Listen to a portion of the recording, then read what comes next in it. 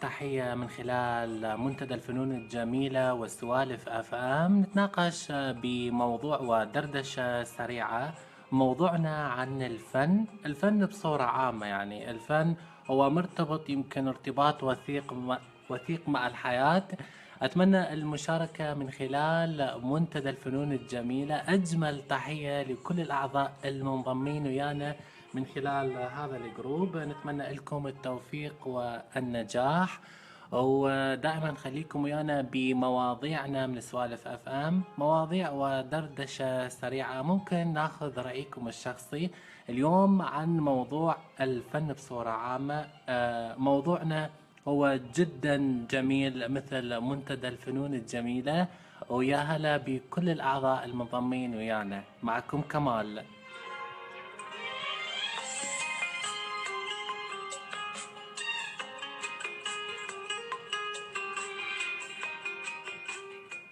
أجمل تحية لكل اللي موجودين حاليا بالجروب. من الإدارة محمد الإيطالي ومحمد الملك، وعقاب السينما حسب ما وصلني، يمكن الاسم يمكن ما دا أقرأ صح. المهم منورين وتحياتي لكم.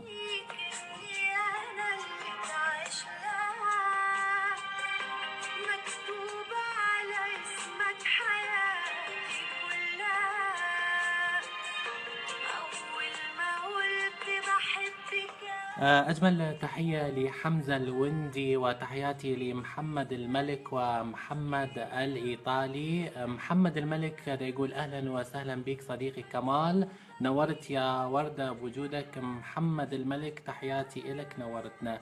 أهلا وسهلا بمحمد الإيطالي ولكل اللي منضمين ويانا من خلال جروب منتدى الفنون الجميلة، ونورت يا ورود.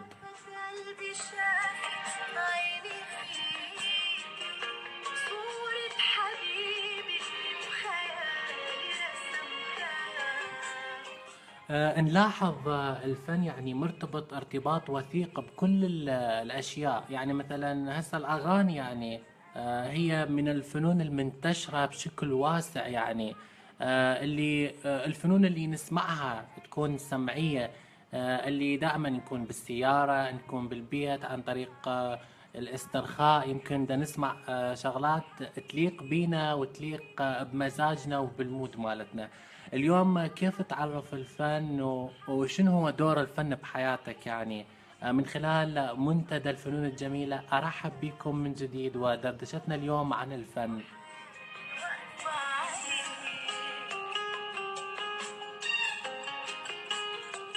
أجدد التحايا للإدارة محمد الإيطالي ومحمد الملك، وتحياتي لستار العزاوي. أهلا وسهلا بك حبيبي، نورتني.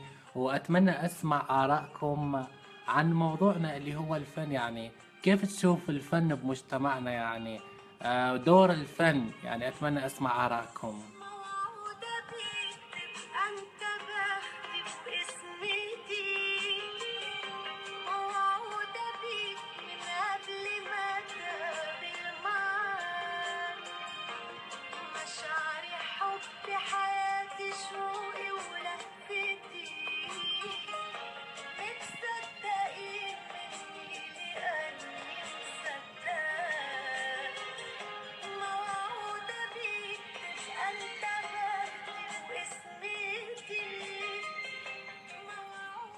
أجمل تحية لكل المتواجدين ويانا من خلال جروب منتدى الفنون الجميلة. تحياتي لمحمد الملك. الفن هو سلاح ذو حدين.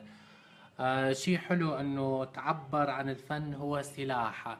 لكن أنه أنا أريد شنو دور الفن يمكن بحياتنا؟ يعني هل الفن دا يلعب بمسار صح؟ هل هناك أكو دخلاء على الفن يمكن دا يشوهون الفن؟ يعني ايش وقت يرجع الفن الحقيقي اللي كان يتقدم على مسرح بابل ومهرجان بابل السنوي؟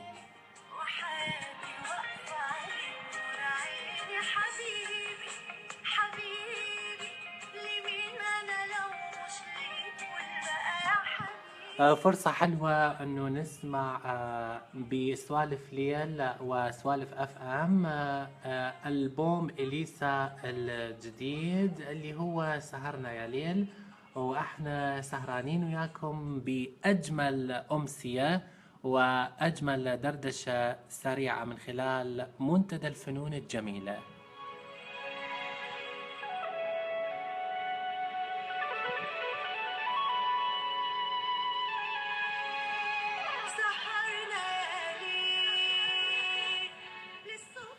تحياتي لمحمد الملك، منورني، يقول لي كل شيء ذو حدين يكون التعامل معه بحذر ودقة.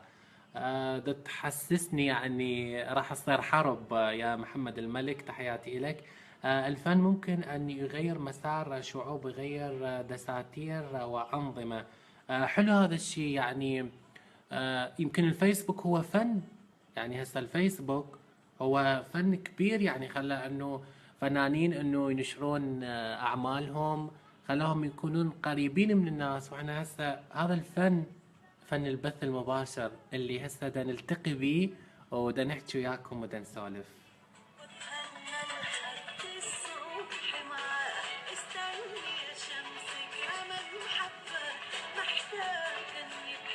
محمد الإيطالي منورني برأيك الفن هو أحد أهم مواضيع التوعية. أكيد الفن هو مضمونه هو التوعية لازم يكون، بس ما أعرف هسه إذا أكو توعية من خلال الفن. هو الفن دا ياخذوه من جانب المزحة فقط. محمد الملك دا يقول كلمة سلاح، لأن الفن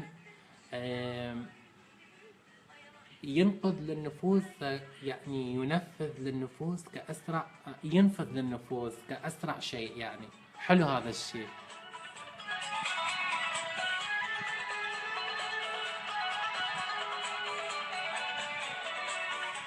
سوالف اف ام من منتدى الفنون الجميلة، نرحب بكم أجمل ترحيب. دردشتنا اليوم السريعة وراح تكون كل مرة دردشة من خلال هذا الجروب. موضوعنا عن الفن، هل الفن تعتبره أنه هو دور فعال بمجتمعنا حاليا؟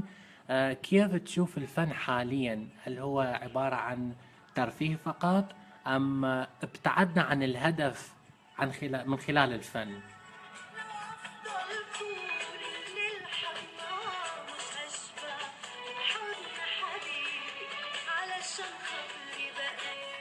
محمد الملك دا يقول صح لسانك، بنفس الوقت احنا ببث توعية وثقافي، لكن بنفس اللحظة اكو بث مسيء ومخجل. ونرجع لكلمتي الاولى، ذو حدين.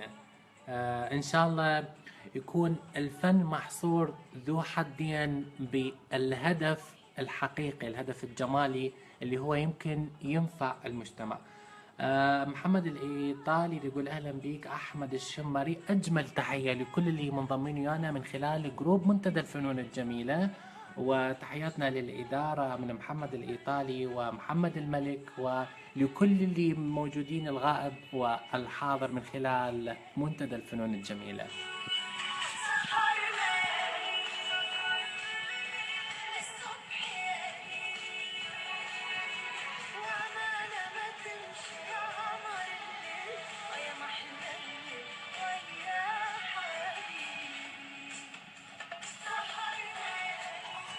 سوالف اف ام من منتدى الفنون الجميلة.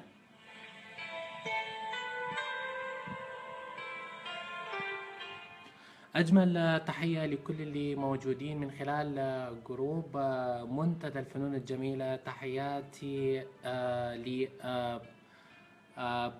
إبراهيم دا يقول موضوعك جميل أخ كيمو، نتمنى مواضيع أجمل. نتمنى أنه تقترح لنا مواضيع يا أخ إبراهيم، وإن شاء الله أنه ممكن نختار موضوع حتى نتناقش به. تحياتي لكل اللي موجودين ومنورينا بآرائهم من خلال منتدى الفنون الجميلة. وائل جسار من منتدى الفنون الجميلة.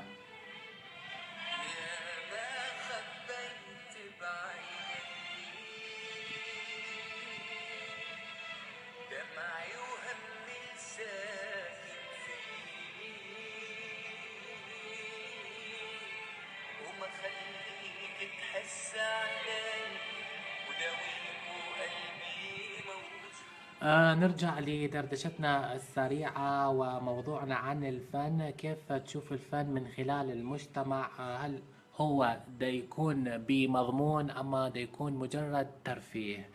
نرجع لدردشتنا. نورتنا برهوم، تحياتي إلك يا برهوم، وتحياتي لكل اللي دا يسمعنا من خلال سوالف اف ام. وتحياتي لمحمد الملك اللي منورنا عبر الدردشة. إذا شايفني مش عم ببكي ليش انت خليت دموع؟ إذا شايفني مش عم بشكي فكرك يعني مش موجوع؟ إذا شايفني مش عم بشكي فكرك يعني مش موجوع. 213 ألف مليون مشاهدة على يوتيوب أغنية موجوع لوائل جسار. يعني هي وصلت لقلوب هواية ناس مجروحين، عشاق، مرتبطين أو يمكن عايشين بأجمل حالاتهم من السعادة، لكن بكوا، انقهروا من سمعوا هذا العمل، لأن هو عمل وصل بطريقة حلوة. إذا احنا موضوعنا اليوم عن الفن. الفن هو الإحساس، هو المعالجة الصحيحة والطرح الصحيح. يعني وائل جسار يمكن اختار اللحن الصح اللي هو اعتبره انه هو حس بيه قبل لا يحسس به الناس. هذا الشيء المهم. تحياتي لكل اللي متواجدين ويانا، واليوم بدنا نحكي عن موضوع الفن بصورة عامة. كيف ترى الفن حاليا؟ يعني موجوع ووائل جسار من منتدى الفنون الجميلة.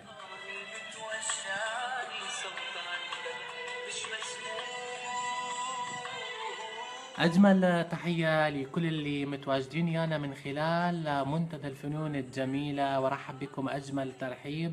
محمد الملك حضر جيجارته ودا يدخن. قلبك مكسور لو قلاصك بدك تشرب فيه مكسور.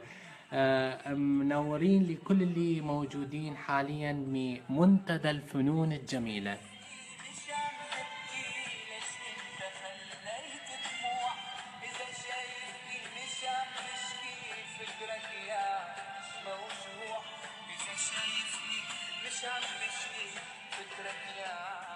طبعا متنورين حاليا اللي موجودين من خلال الدردشة. تحياتي لفلة حافظ الحافظ، تحياتي إليك يا فلة، نورتينا. وتحياتي فلة، ذكرتيني بالفنانة فلة الجزائرية. تحياتي لمثنى محمد إذا كان دا يسمعنا، صديقي مثنى محمد. تحياتي لكل اللي متواجدين حاليا بجروب منتدى الفنون الجميلة، وأتمنى أنه نسمع مشاركاتكم على موضوعنا. كيف تشوفوا الفن حاليا من خلال المجتمع؟ هل أنه هو دا يلعب جانب الهدف، أم هو مجرد فن ترفيهي بس حاليا؟ شكرا لكل اللي متواجدين ويانا من خلال منتدى الفنون الجميلة. إليسا.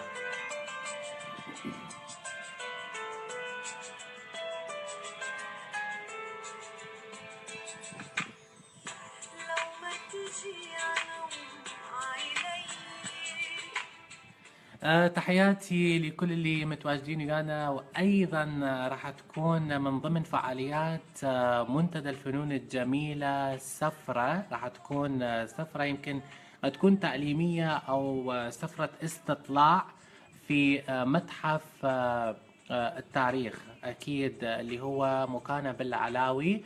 راح تكون بالأسبوع القادم هاي السفرة اللي خاصة بجروب منتدى الفنون الجميلة. راح نتجمع بجروب وراح نتناقش وراح نحكي بمواضيع تخص حضارتنا، وراح نطلع أكيد بنتائج. كل واحد عنده ورقة ويقعد يكتب كيف كان انطباعه عن السفرة. تحياتي لكل اللي متواجدين ويانا من خلال منتدى الفنون الجميلة.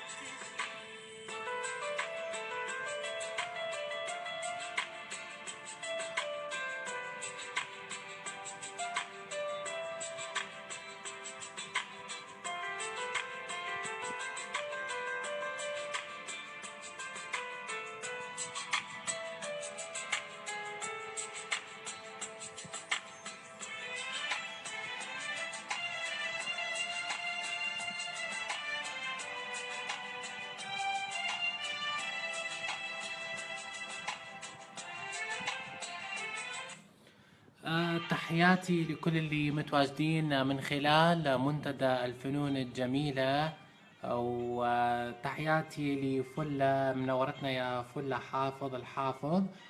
تحياتي لمحمد الإيطالي. الفن هو الوسيلة المهمة التي يحصل عليها كل إنسان، فمن خلال الفن نحصل على توعية، فالفن هو يثقف الشعوب. طيب اوكي، اني دا اشوف فنانين عراقيين او يمكن حتى فنانين عرب، يمكن قاعد يسيئون للفن، يمكن عن طريق كتابة النصوص، عن طريق الطروحات كيف ينفذون العمل الفني. يعني اني لو رجعنا لأغنية قديمة راح نحس البساطة والجمال في نفس الوقت. نسمع هالأغنية واللي يعرف منو صاحب هاي الأغنية حتى نشوف إنه إذنه الموسيقية يعني كيف. يلا نسمع الأغنية.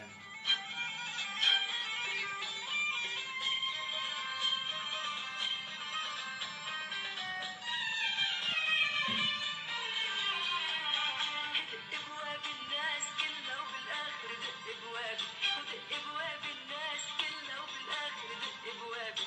تتسكر ابواب الناس وقلبي بينسى كل الناس، تتسكر ابواب الناس قلبي بينسى كل الناس، ما بينسى اغلى احبابي. محمد الملك دا يقول الفن هو هوية، حيث كل بلد يمتاز بطريقة خاصة بطرح الفن. حلو هذا الشيء. محمد الإيطالي، الفن هو رسالة إلى الجمهور، بس للأسف حاليا دا نشوف الفن هو رسالة مادية أكثر ما تكون إبداعية وفنية. يلا محمد الملك، قول لي هاي الأغنية من يغنيها؟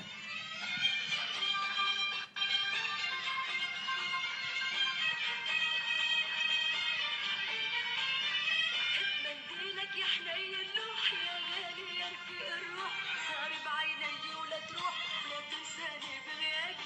منديلك يا حنين لوح يا غالي يا رفيق الروح، صار بعيني ولا تروح ولا تنساني بغيابي.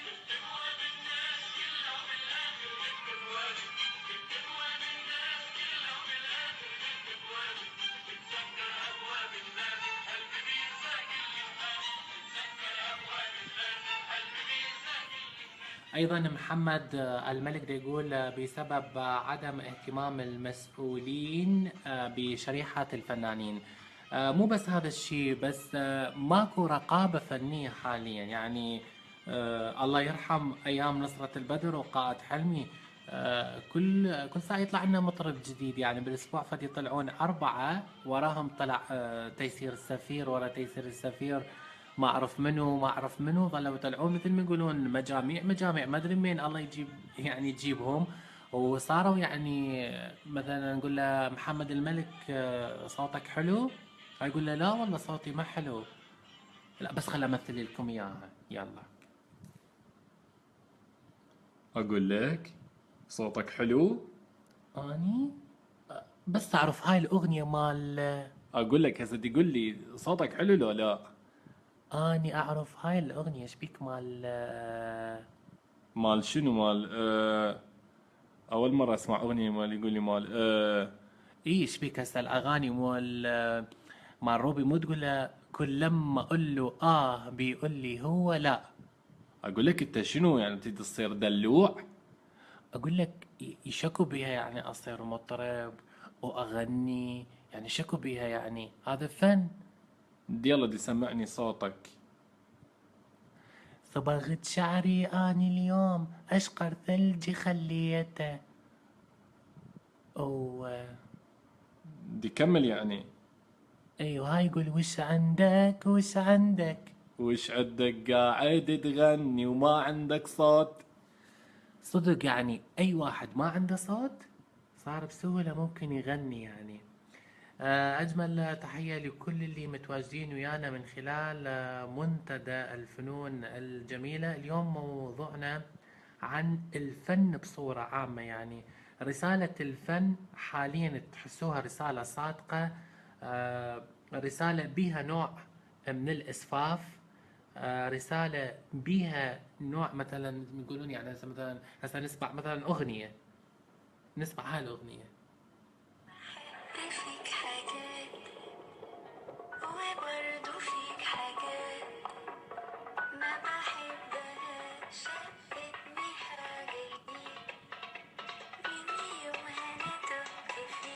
أجمل تحية لكل اللي منورينا من خلال منتدى الفنون الجميلة وسوالف أف أم ودردشتنا عن موضوع الفن بصورة عامة. كيف تشوف الفن حاليا؟ هل هو صاحب رسالة صادقة أم هو صاحب ماديات بعيدة عن الإبداعات وبعيدة عن الفنيات؟ تحياتي لكل اللي موجودين. محمد الإيطالي بيقول مع كل الأسف بالعراق انفقد الفن. محمد الملك يتحول تلقائيا إلى وسيلة للعيش. يعني أنا هذا الدعاء قصدي، يعني إنه دي يكون عندنا مسرح تجاري مهتمين به أكثر، ماكو شيء إبداعي. قلت البرامج التلفزيونية تكون إنه هي صدق بها إبداع. تحياتي لكل اللي منورينا من خلال سوالف اف ام ومنتدى الفنون الجميلة. تحياتي لسجاد احمد، وتحياتي لكل اللي تواجدوا ويانا من خلال سوالف اف ام ومنتدى الفنون الجميلة.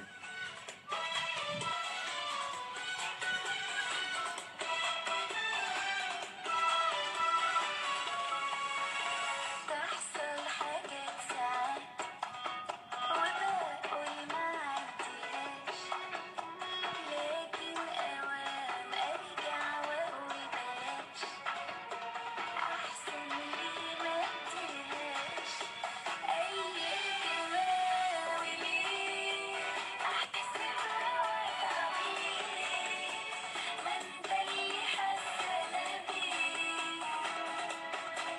من زمان، على عيبة زمان، وانت اللي عمري معاك، لو مهما كان بحب فيك حاجات وبرضه فيك حاجات ما بحب. تحياتي لكل اللي موجودين حاليا في منتدى الفنون الجميلة، وانتم تسمعونا من خلال بث سوالف اف ام وياي اني كمال. وتحياتي لأجمل مدراء محمد الإيطالي ومحمد الملك منورينا. أصبح الفن هو عبارة عن آه،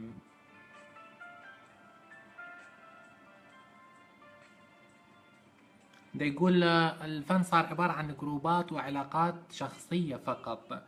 اللي ما يتمتع ولو بخاصية واحدة من ذول راح يكون طريقة صعب جدا. يعني كيف لو تتذكر محمد الملك كيف كانت الأغنية، مثلا إذا أغنية أمل الخضير أحاول أنسى حبك، قد كانت تمر بلجنة يكونون 18 يوم يتابعون النص، إذا كانت مفردة شوية مو زينة يحاولون إنه يضبطوها، وحتى يعني يستدعون الشاعر يقول ممكن تغير هاي المفردة حتى إنه يتنفذ هذا العمل. محمد الإيطالي حبيبي كيمو، على سؤالك بخصوص المطربة السابقة اسمها الفنانة السورية. أوكي، هيام يونس أكيد الفنانة السورية. ممكن تسيبني أشتري عمري اللي باقي والبكاء. 25 دقيقة من خلال بثنا بسوالف اف ام، نورتوا كل اللي موجودين. دردشتنا خفيفة وسريعة. شكرا لانضمامكم من خلال منتدى الفنون. عندنا الكثير من الفقرات اللي راح ترافقنا والبرامج الأيام القادمة. خليكم متابعين بجروب منتدى الفنون الجميلة. وأيضا نتمنى نشر أعمالكم يعني بدون تردد، أنه أي شخص عنده أعمال ممكن ينشرها، إن كان قديمة أو جديدة، أو يمكن فنان يمكن يعجبه أو هو مؤمن به، أنه ممكن ينشر لنا أنه أعماله اللي حبها. وتحياتي لكل اللي متواجدين ويانا من خلال منتدى الفنون الجميلة. بس عيشوا باحترام.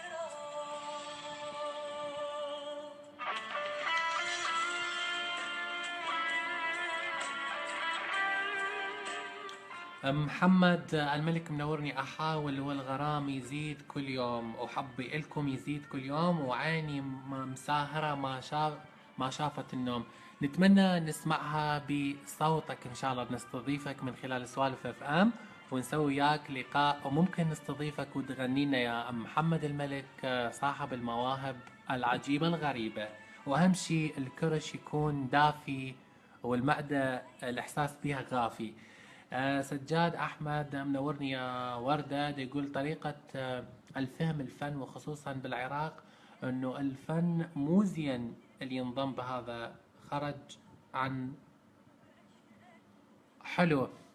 بس خل أفهمها طريقة الفهم الفن وخصوصا بالعراق، أنه الفن مو مو زين اللي ينضم بهذا خرج عن العرف الاجتماعي. يعني قصدك انه الفن يعني حرام؟ يعني مدى افتهم قصدك، يا ريت توضح وجهة نظرك يا سجاد. منورنا يا وردة انت، حياك الله وشكرا لوقتك وجهودك وروحك يا وردة انت. تحياتي لك محمد الملك. أنا ممكن أقدرلك تاخد مني إني أعيش لوحدي باقي عمري، بس أعيشه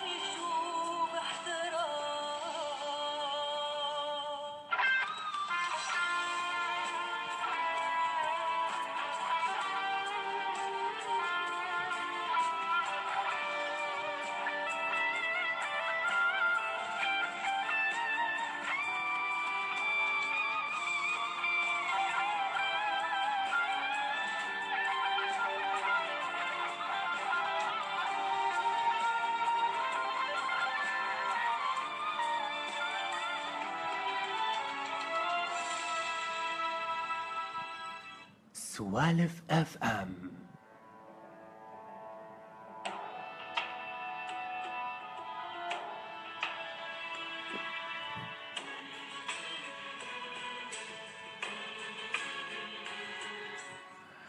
أيضا محمد الملك يقصد صديقي سجاد أنه العرف الاجتماعي ميت، يعني ميت ويا الفن.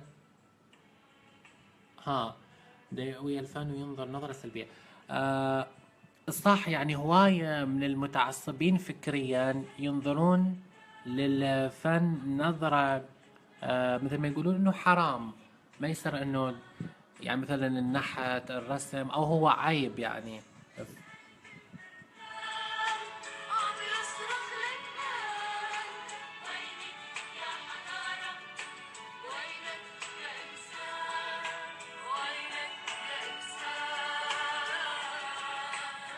تحية مغلفة ببقلاوة وشامية لكل اللي نورونا من خلال منتدى الفنون الجميلة. أتمنى التواصل، وأتمنى تقترحون المواضيع اللي تحبون تشتركون بيها، وإن شاء الله راح يكون الأيام القادمة لقاءات مع، يعني قد يكون فنان، أي شخص يحب يكون وياي عبر سوالف اف ام، ممكن ألتقي وياه ب10 أسئلة راح تكون من خلال سوالف اف ام ومنتدى الفنون الجميلة.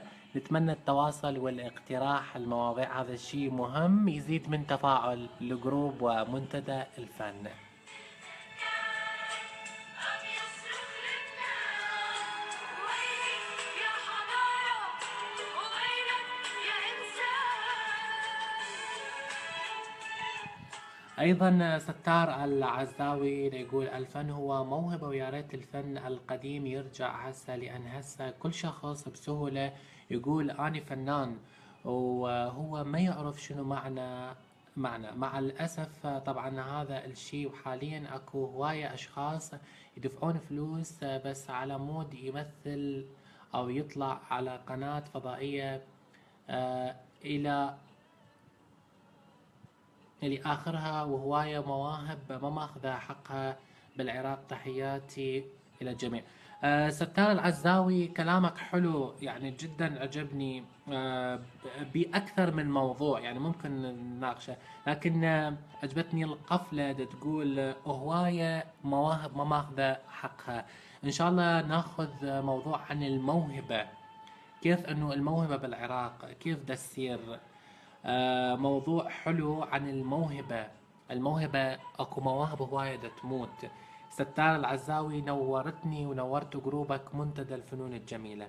ايضا محمد الملك، اعرف اصدقاء قبل كانوا طلاب بمعهد الفنون ويقولون لاقاربهم واصحابهم انه هم معهد معلمين بسبب النظرة الدنيوية. صح، يعني هسه اني مرة صعدت بالكي ايام الكيات والتاتات، يقول لي عمو انت وين تداوم؟ ها؟ قلت له معهد الفنون. كان يقول يعني دق ورقص استلم.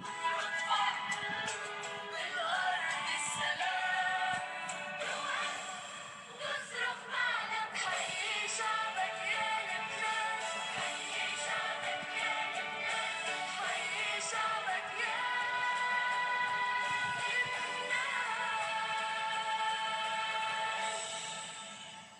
أجمل تحية لكل اللي نورونا من خلال منتدى الفنون الجميلة. شكرا لمشاركاتكم وتفاعلكم.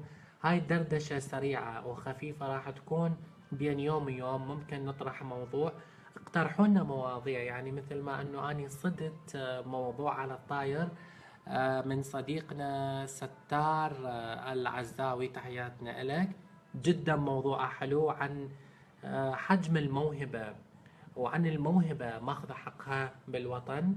هذا الشيء جدا لفت انتباهي. أجمل تحية لكم وشكرا لتفاعلكم ووجودكم من خلال منتدى الفنون الجميلة. محمد الملك يمكن ايديه تعبت من قد ما دا يسوي لايك ودا يعطي اسمايلات. ايضا تحياتي لستار عزام محمد الملك، نورك عيوني، هذا حبيبي تسلم يا غالي. فل الحافظ متابعة بصمت، تحياتي إلك. تحياتي لكل اللي تواجدوا ويانا من خلال سوالف اف ام. كونوا ويانا دائما متواصلين من خلال منتدى الفنون الجميلة. اتمنى انه تتفاعلون اكثر وتعطونا مقترحاتكم. يعني مثلا متواجد محمد الايطالي من المدراء، محمد الملك وبقية الاداريين بالجروب، ممكن تعطوهم مقترحات حتى انه احنا ناخذ مقترحاتكم ونناقشها. هذا المنتدى نتمنى انه يكون منتدى جميع الفنانين، منتدى جميع الفنون، حتى نلتقي دائما على الفن والمحبة. اكيد الفن هو المحبة، الحب والمحبة احنا شلناها، خلنا الفن والمحبة، وهذا الشيء جدا مهم.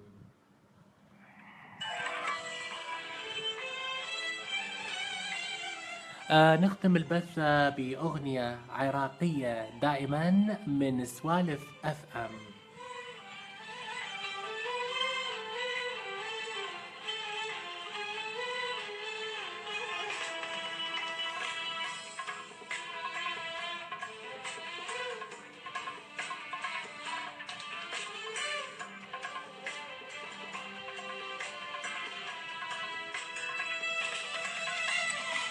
من بعيد صارت بي خوفة، أخاف من يشبهك.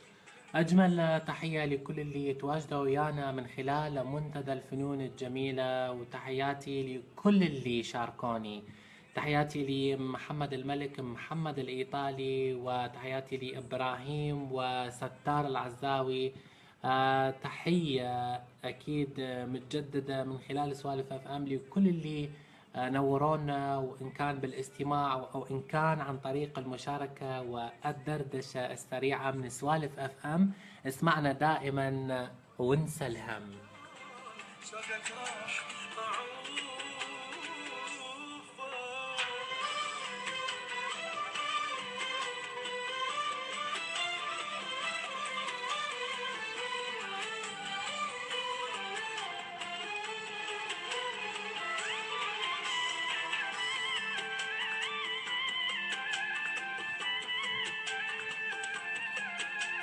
هذه الأغاني تأتيكم حصريا من منتدى الفنون الجميلة.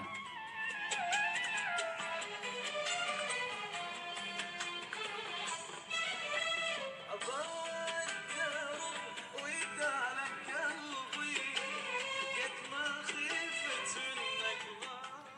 تحياتي لآخر تعليقات وآخر دردشات محمد الملك. إن شاء الله إن شاء الله أكو مواضيع نناقش بيها ونتفق على جدول حسب الأولوية. نورت أثير، وتحياتي للمصمم أثير الجنابي. تحياتي لمحمد الإيطالي كيمو. نريد فقرة أسبوعية مستمرة تخص موضوع نقاش، خلي الشباب يقترحون اليوم.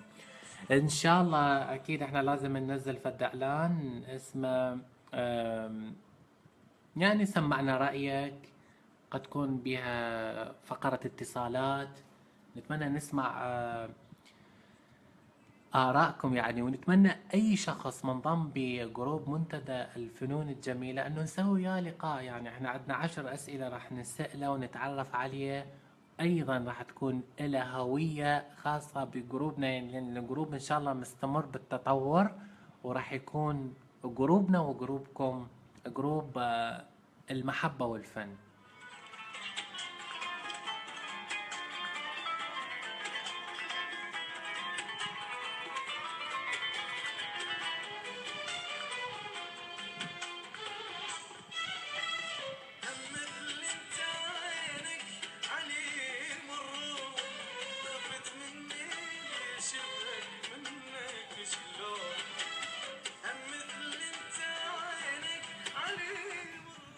دا يحسسني محمد الملك دا يكيت لايكات وقلوب وسمايلات.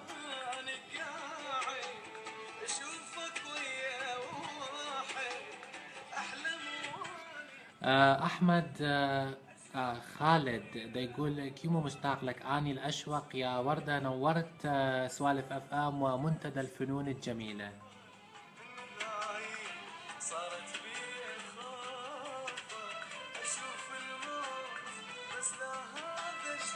سوالف اف ام.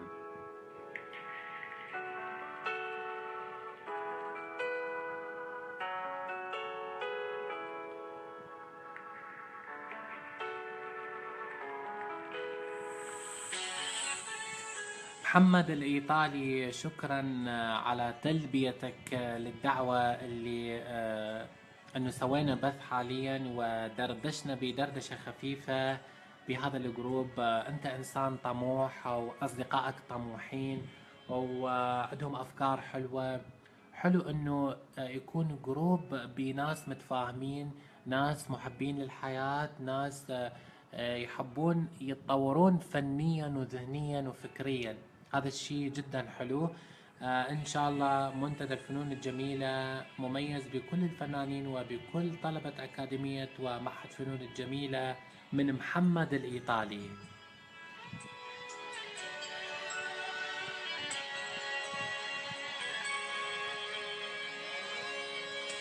سمعني نبضك، دفيني بنار حضن، أبيك الليلة واحدة إياك تكون قرب عليا، حس النار اللي فيا، أبي إيدك بداية اللي أيضا نورنا المبدع المصمم أثير الجنابي يقول الفن هو الحياة الجميلة. فعلا الفن يعني هو شيء غريب عجيب. يمكن أقرب لك مرات يكون من روحك اللي ساكنة بيك. يعني جد حلو من واحد يصمم تصميم ويكون هذا التصميم لوجو ثابت الفد مجلة، باكر عقبه راح يكون مثل ما يقولون انه فخر، يعني يكون انه تصميم بمجلة متكررة دا تنطبع دائما، يعني قد تكون اسبوعية او شهرية او موسمية. هذا الشيء فخر دا يقدم بطريقة حلوة. اما يمكن اني اشوفه هواية، يعني ناس يقول لك اني مصمم ومصمم، يروح يكتب بالجوجل نفس التصميم ياخذه ويغير بيه. والله هذا مالتي. التصميم الحقيقي يبدي من سكتش ورقة وقلم، بعدين يتنفذ بالفوتوشوب ويتطور. يعني رجعونا على ايام الورقة والقلم، مو هسه البورد الالكتروني اللي يعني ما ادري، يمكن دا احس انه يشوه. يا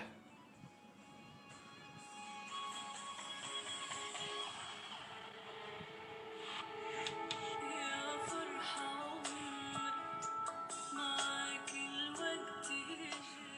أيضا من المصمم أثير الجنابي، والفن عبارة عن ثقافة تزدهر بمثابرة الفنانين واللي عندهم حس فني، وهذا الشيء جدا مميز. يعني كلام مميز يعني. والفن عبارة عن ثقافة تزدهر بمثابرة الفنانين واللي عندهم حس فني. يعني الفن يربى وياك من انت صغير، يكبر بأفكارك ويكبر بنجاحك. أيضا الفن مهارة وإبداع، وقبل كل شيء يكون موهبة. الرسام هو أساس كل شيء، التصميم وغيره.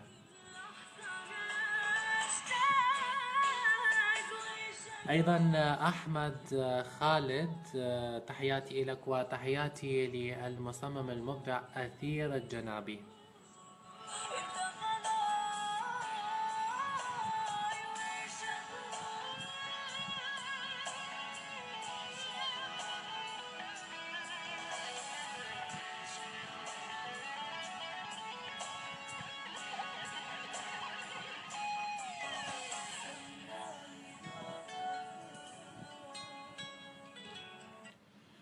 شكرا لكل اللي شاركنا من خلال منتدى الفنون الجميلة. شكرا لكل من انضم لهذا البث وسوالف اف ام. شكرا لكل من عبر برأيه وحس انه هذا التعبير يكون صح لما نعبر بموضوع الفن.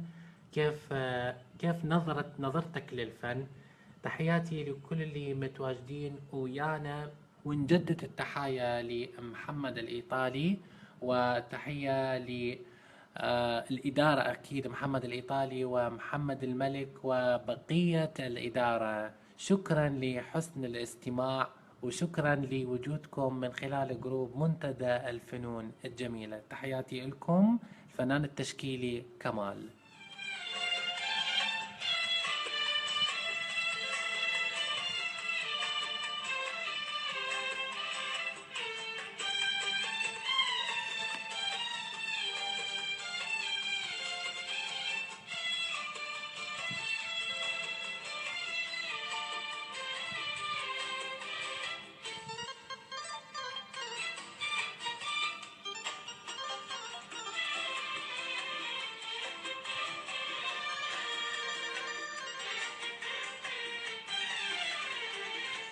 انت غير الناس عندي، انت عندي شي كبير.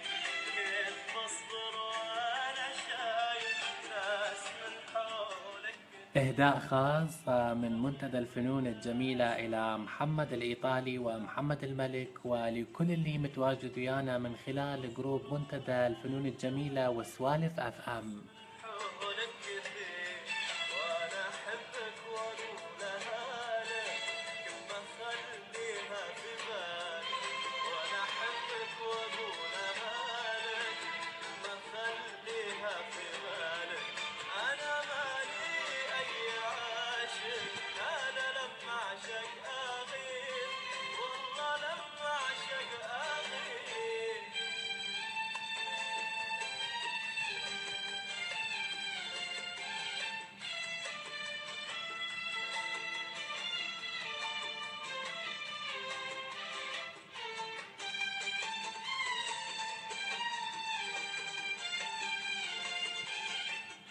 من عيون الناس والله أغار يا عمري عليك.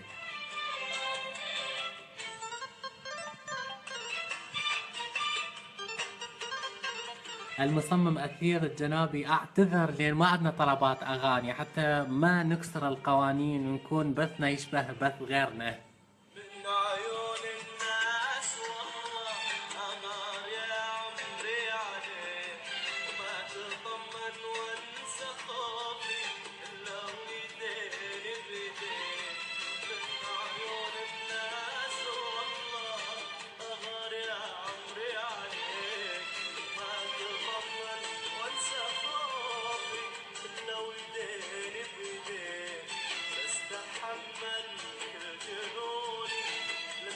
الله من عيوني بستحمل كل جنوني منك الله من عيوني لو تدور ما تلاقي منه غيري يموت فيك ومنه غيري يموت فيك لو تدور ما تلاقي منه غير يموت فيك يا محمد الملك. منورينا لكل اللي موجودين. هذا نشيد وطني. وانا احبك واقولها لك كل ما تخليها في بالك انا مالي يا عاشق انا لما اعشق اغير انا لما اعشق اغير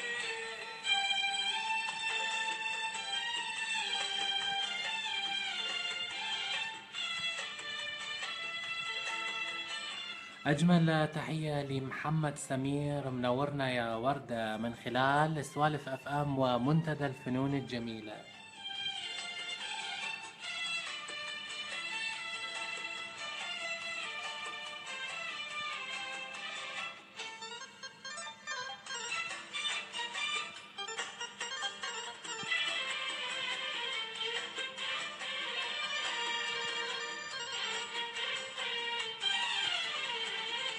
قلبي في دينك يا غالي بس خل بالك عليه يا حبيبي هذا قلبي وانت أدرى الناس فيه أيها العشاق، ابتسموا وحافظوا على عشقكم وزينوه بالابتسامة. وأما من فقد حبيبته لو أعيش العمر كله بنسى حبك وأما من فقد حبيبه بنسى حبك وأمله ما لي شي بحياتي أنت بس اللي أبيه والله بس اللي أبيه أنت غير الناس عندي أنت عندي شي كبير كيف أصبر سوالف أف أم.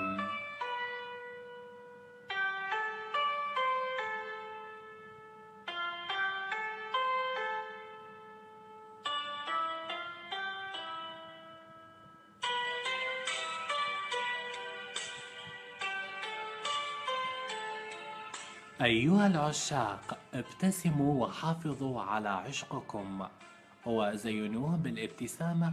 وأما من فقد حبيبه سويت لك شي أنا ما سويت لك شي حرام أنا ما سويت لك شي أنا ما سويت لك شي تتركني بلا أسباب بلا أعذار وأنا إحساسي كان النار وش اللي صار تتركني بلا أسباب بلا أعذار وأنا إحساسي كان النار وش اللي صار كنت صادق معاك كنت والله وفيك كنت صادق معاك كنت والله وفيك حرام أنا ما سويت لك شي أنا ما سويت لك شي حبيبي، عندما أنام أحلم أنني أراك بالواقع، وعندما أصحو أتمنى أن أراك ثانية في أحلامي.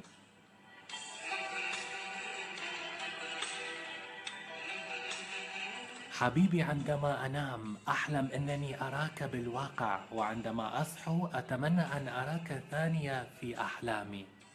ليه فجأة تبتعد عن عيني وتغيب عطني فرصة فيها أستوعب الوضع الغريب ليه فجأة تبتعد عن عيني محمد الملك كيمو، أنت يمكن مسوي جدول تستهدفني به.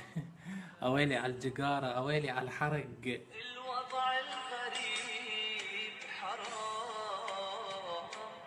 أنا ما سويت لك شي، أنا ما سويت لك شي.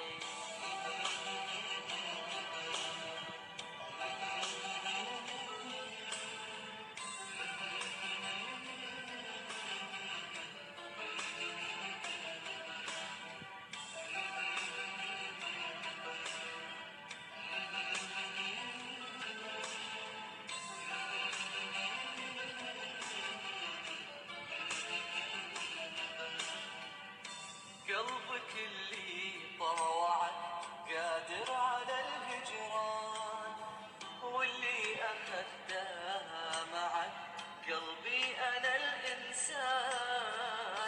قلبك اللي طاوعك قادر على الهجران، واللي أخذتها معك قلبي أنا الإنسان. حرام أنا ما سويت لك شي، أنا ما سويت لك شي.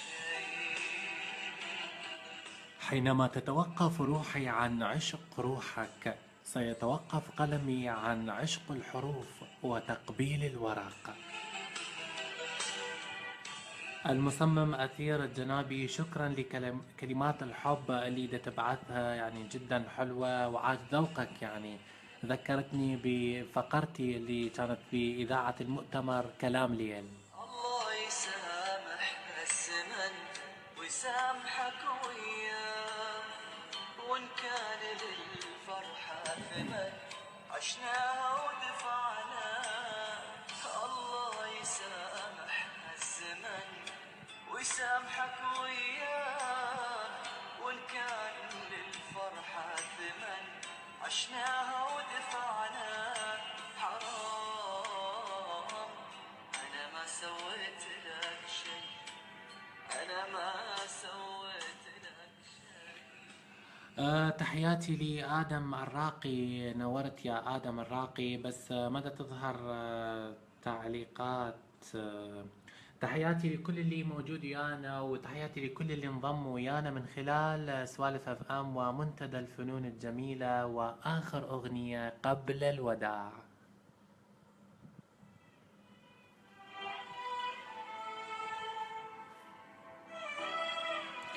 أجمل تحية لعلي آدم، تحياتي إلك وتحياتي لكل اللي متواجدين من خلال سوالف اف ام.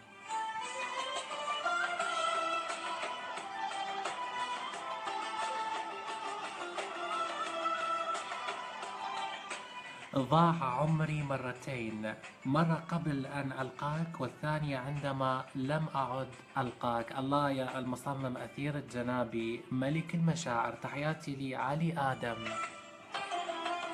بدي حنان أعطيني حب ونسيني، حتى عيونك خليني وحسسني بالأمان.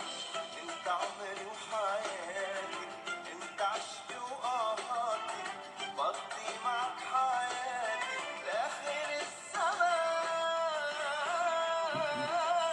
جن الهوى ورماني، طيرني أنا وياك، قلبك بعده بيهواني، قلبي بعده بيهواك.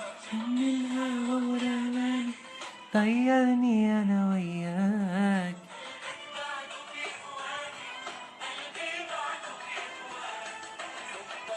حد يخليك أنا بعيوني بخبيك، حبك حد يخليك أنا بعيوني بخبيك. لا تحلفني ولا تسألني أنا ما فيي إنسان. إيش قد حلوة الصدفة وصدفتها كثرت، وإيش قد حلوة نظرتها من يمي مرت. علي آدم، شكرا على ذوقك.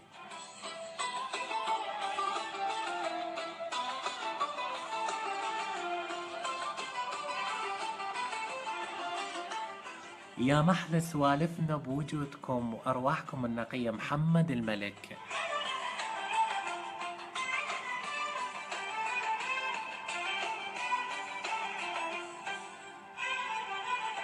حبيبي روح اسمعني،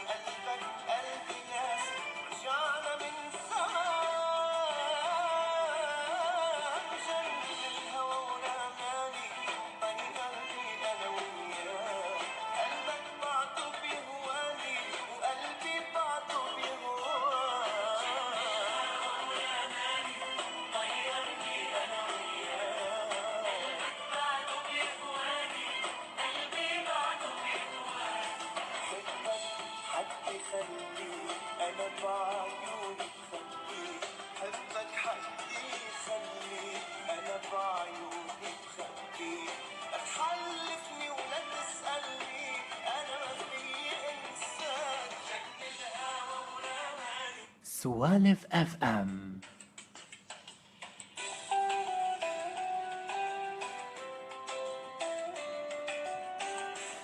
أحبك كم كنت أرددها وأنشدها في عمقي، لا تلمس الوردة من الوردة عليك أغار، أنا أكثر من يحبك لو محبينك كثار. لو اتقابلنا مرة واحدة استحالة نفترق، احساسنا بيقول اننا لو شفنا بعض هنفترق. ده يقول منو عايش اللي ما يسهر الليل، مو عايش اللي ما يسهر الليل. علي آدم مو عايش اللي ما يسهر الليل. لسه احنا اتقابلناش واتقابلنا، امال بقى هيحصل ايه لو اتقابلنا؟ ده احنا لسه احنا اتقابلنا. مرت ساعة كاملة وياكم ودردشنا وسمعنا أغاني منوعة من خلال سوالف اف ام ومنتدى الفنون الجميلة. شكرا لكل اللي ما نورنا وحكى ويانا، وتحياتي اللي سمعنا واللي ما قدر يكتب. أجمل تحية لكم، ولا تنسون حاولوا أنه تكتبون لنا اقتراحاتكم حتى نناقشها بمواضيعنا والبث القادم من سوالف اف ام. ولا تنسون سفرتنا راح تكون يوم الخميس. هاي السفرة راح تكون للمتحف، أكيد متحف التاريخ وتاريخ العراق. راح تكون بنتائج حلوة إن شاء الله، وراح نكون مصورين كل آرائكم من خلال سفرتنا العلمية. تحياتي لكم وتحياتي لإدارة الجروب محمد الإيطالي، وتحياتي لمحمد الملك وبقية المتواجدين ويانا. كان وياكم في تقديم هذا البث كمال زكي. باي باي.